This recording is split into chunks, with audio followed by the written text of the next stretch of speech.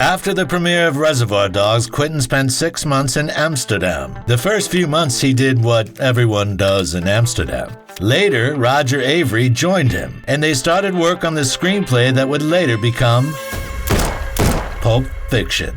Quentin already had in his hands the proposal for his next project, with a budget of at least $1 million. This happened thanks to Danny DeVito, who was devastated at not being able to participate in the making of Reservoir Dogs. Later, Danny would make studios pay just to read a new Tarantino script, and later became the producer for Pulp Fiction, helping Quentin to receive an $8.5 million budget. So finally, we brought it to Miramax, and Harvey Weinstein. And they said, boom. Go for it. And it's like the hit. There I am. It's like the that's right. One of the great movies of the decade. It's a classic. Do you get a lot of money out of this? Buckaroos. Hey! Meanwhile, in the Netherlands, the screenwriters had come up with something epic. They took all the drafts and decided to combine them into a new project. First, Avary's Chaos Rules the World became the Golden Watch scene. They also added a deleted scene with the soiled car interior from True Romance, a perfected story about a date, and a dialogue that never made it into Natural Born Killers. We're not at the finish yet, baby. By mid-1993, they had it finished. Quentin asked Avary to continue working on the movie with him. But Roger needed money fast because he wanted to get married and to shoot his own film, Killing Zoe. So he sold the rights to Pulp Fiction. It's legal to sell it. The rights were bought immediately by Miramax Studios, and Tarantino began preparations for shooting. He was able to get almost the whole Reservoir Dogs team: Tim Roth, Steve Buscemi, Harvey Keitel, producer Lawrence Bender, and his irreplaceable helper and main supporter, editor Sally Menke. I knew from meeting Quentin that it was going to be something really special. Then he began casting the other roles. The main hero was to be Vic Vega, whose part was written for Michael Madsen. I promised Michael the part. And then Michael signed up to do Wyatt Earp, so he wasn't available. Later, he would come to regret that decision.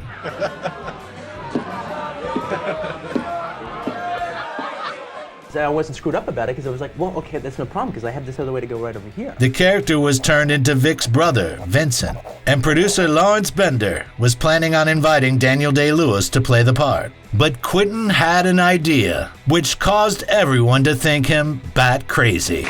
Ladies and gentlemen, John Travolta.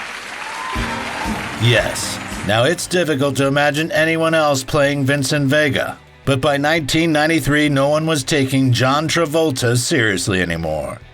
In the 70s, the head of Disney Studios, Michael Eisner, called him the biggest star on the planet since he had been nominated for an Oscar for Saturday Night Fever, and starred in the cult favorite Grease. However, a series of unfortunate decisions led him to act in films like Chains of Gold, The Experts, and Look Who's Talking.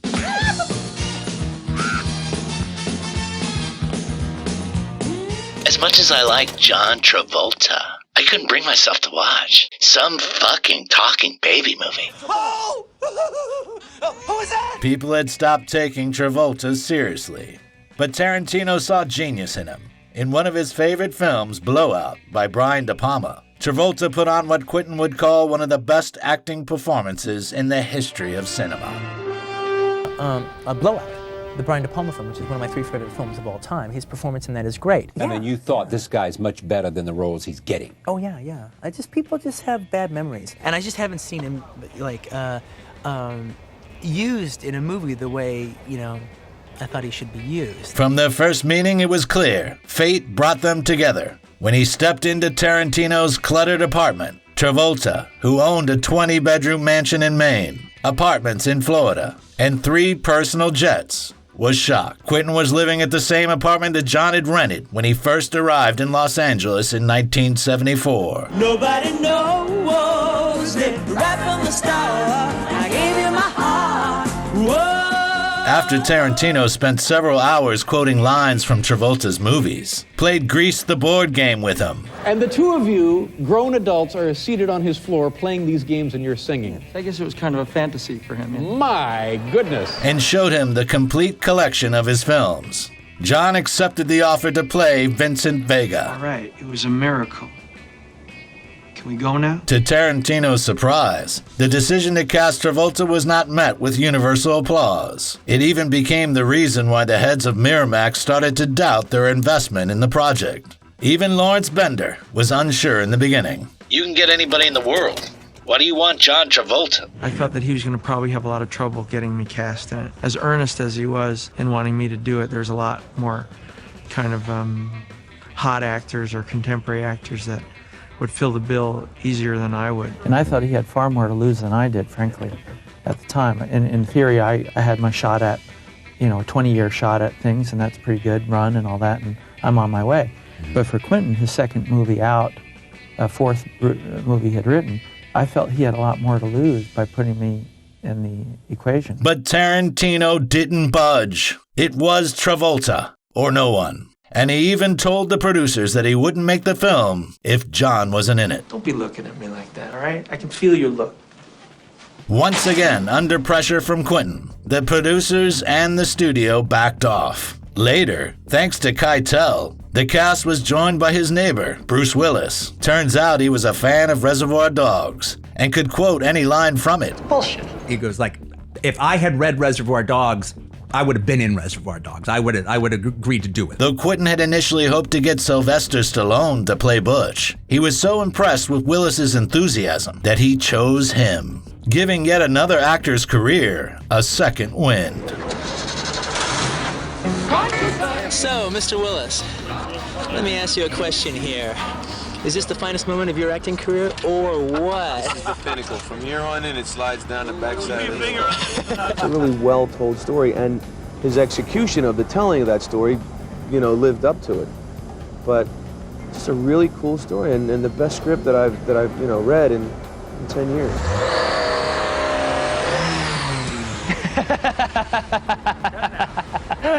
That was a great one. Pulp Fiction allowed critics to see Bruce for the first time as more than. Yippee-ki-yay, motherfucker. As for Samuel L. Jackson, despite having a role written specifically for him, he almost jumped ship when he came to a reading only to find it was an audition with another candidate, Paul Calderone. Oh, Vincent Vega, our man in Amsterdam. Paul Calderone, who plays English Dave in the movie, came in and murdered in an audition. Just killed it. We were blown away. And I was always a fan of Paul from, Q&A and King of New York and everything. And we were just blown away by what he did. And then Sam Jackson came in. Sam kind of thought he had the part. So he didn't kill the audition.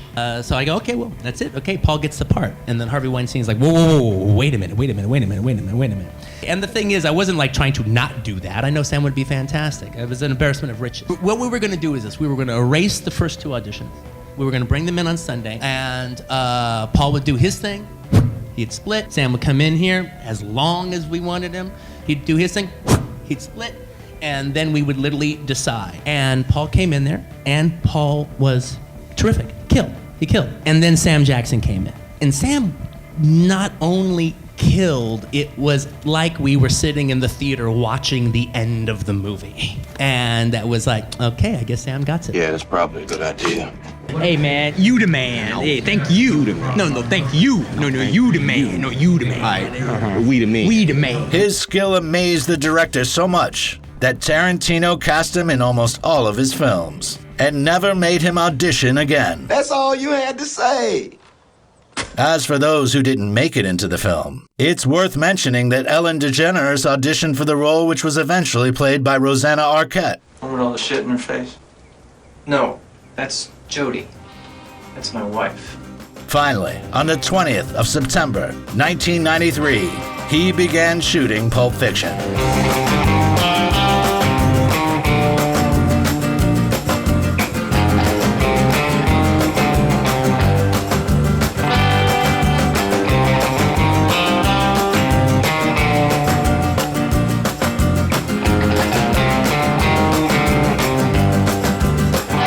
Let's not start sucking each other's dicks quite yet. Filming had started, and still, Quentin was choosing who he was going to play.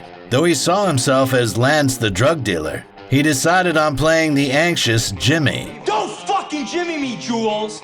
Okay? Thinking that he wanted to be on the other side of the camera in the final scene of Vincent Vega and Marcellus Wallace's wife. The scenes involving Tarantino were directed by Robert Rodriguez. They look like a couple of dorks. Ha ha ha. You're closed, motherfucker. Just sitting here. Oh, I'm so great at that. That was you acting in the film as well. You have a nice role. Did you sleep with the director? Yeah, well, I gave him a job. When one thinks of Pulp Fiction, one instantaneously pictures the interior of the Jackrabbit Slim's restaurant. In a Rob Reiner movie, this would be like about $1 million. All right. I mean, this exact set and everything, but our production designer, because he's a genius, did the whole thing for $150,000. No wonder the milkshakes were so expensive. Did you just order a $5 shake? Mm-hmm. On a serious note, besides the obvious references, there were a few more interesting ones. The walls of the restaurant were hung with posters of Roger Corman's films. Some French critic described Roger Corman's movies as like a desperate cry from the heart of a pathetic fast food culture. I go, hey, I like that. The waiter, played by Steve Buscemi, looks like one of Quentin's favorite musicians, Buddy Holly. Hi, I'm Buddy. What can I get you? You know what this is? It's the world's smallest violin playing just for the waitresses. And the tables made of cars were borrowed from the movie Speedway, starring Elvis Presley. And all you gotta do is just let yourself go.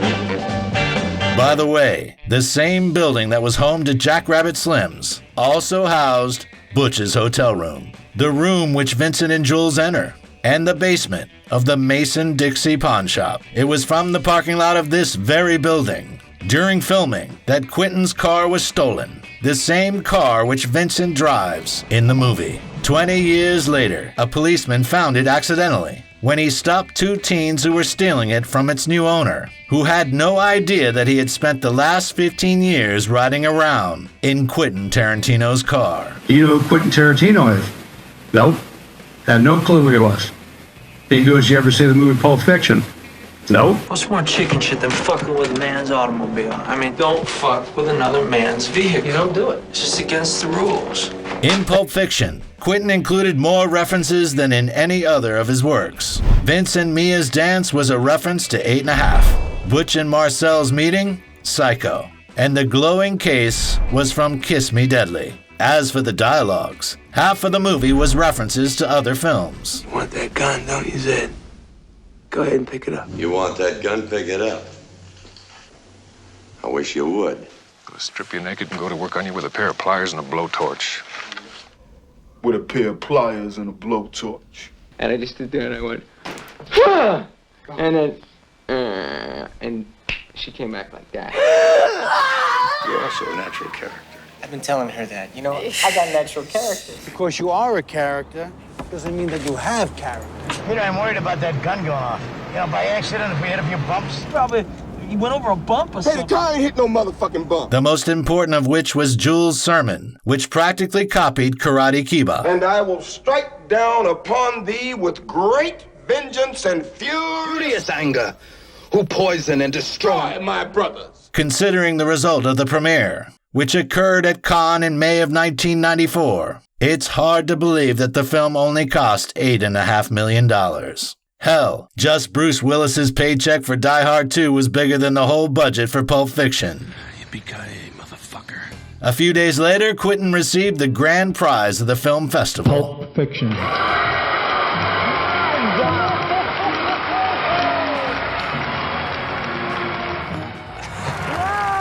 Cannes started a chain reaction. The movie received awards from the Film Critics Association for Best Picture, Best Directing, Best Screenplay, Best Acting done by John Travolta, as well as Golden Globe and BAFTA for Best Screenplay, as well as 7 Oscar nominations. Best Picture, Best Actor, Best Supporting Actor and Actress, Best Director, Screenplay, and Film Editing. But at the 67th Academy Awards ceremony, Pulp Fiction together with The Shawshank Redemption were victims of the sweeping success that was Forrest Gump. I gotta pee. I believe he said he had to go pee. It was one of the most predictable battles for the Oscars. But Pulp Fiction did get a statuette for Best Original Screenplay. And their acceptance speech is considered to be one of the best in the history of the Oscars. My wife Gretchen, who I love more than anything in the world. And I really have to take a pee right now, so I'm gonna go. Thank you.